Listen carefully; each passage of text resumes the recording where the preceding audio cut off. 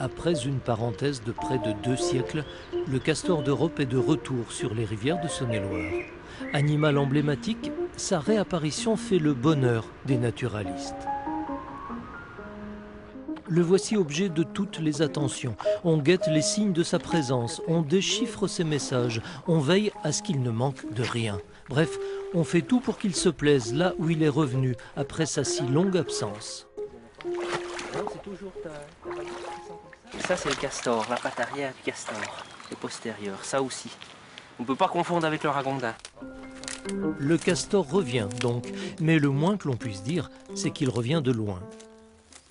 L'espèce a été chassée pour la fourrure et pour la viande. Donc il y avait même eu au niveau religieux un accord comme quoi l'Église considérait que c'était un poisson puisque sa queue était écaillée et de ce fait ça permettait de consommer pendant les jours maigres.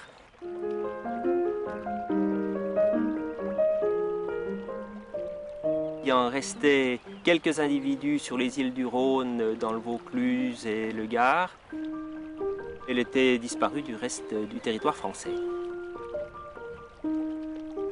Pour beaucoup de naturalistes, c'était une espèce disparue quasiment. En France, il ne subsistait plus qu'une centaine d'individus au début du XXe siècle. Et pour cette raison, il a d'ailleurs été protégé en 1909 dans les départements du sud de la France. Avec la protection intégrale, l'espèce s'est redéveloppée à nouveau. Donc à partir du Rhône, sur le bassin rhodanien, il a colonisé le Rhône et ses affluents. Ça a mis quand même du temps, une bonne 50aine d'années.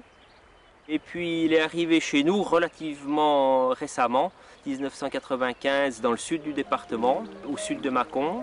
Et puis quelques familles se sont installées par la suite sur la Saône, sur le Doubs et récemment même sur la Seille.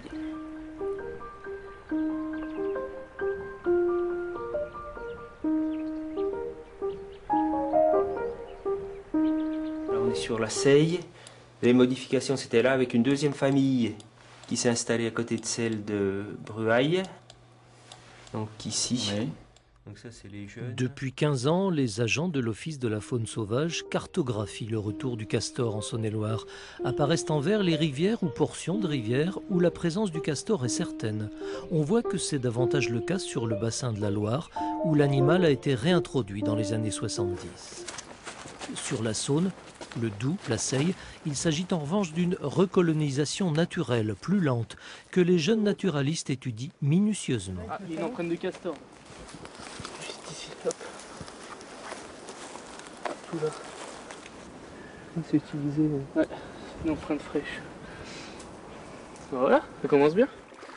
Hélas, 3 fois hélas, du castor, on voit plus souvent les symptômes de sa présence que l'animal lui-même.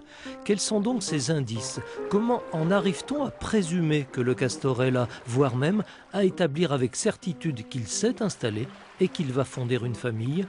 Réponse au prochain épisode.